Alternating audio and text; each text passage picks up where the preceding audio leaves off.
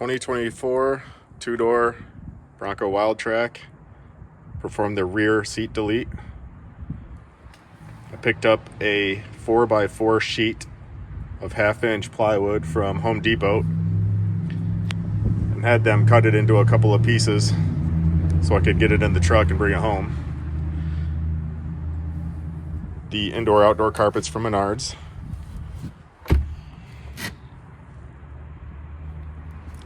Piano wires from Home Depot. It's not high quality. Neither is the carpet. I did all this for about $70. I used 3M spray adhesive on the plywood and then used a roller to roll it on, and then I stapled it with T50 staples to the other side.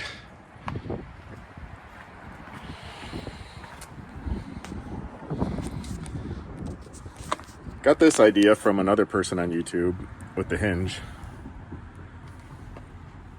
I don't necessarily think in my application it's necessary, but it certainly did make the install a lot easier, as when I was taking the main floor back here in and out for measurements, which I did probably 7 or 8 times because I'm no carpenter.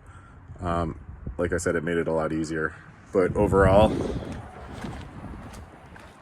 I'm happy with how it turned out. I am not a tall stature of a man, but I can lay diagonal in the back here, which was one of my goals. Occasionally I'm going to be pulling my ATV up north, and sometimes there's no place to sleep. So this will work out well, I'm hoping. Please leave any questions in the comments below. Thanks for watching.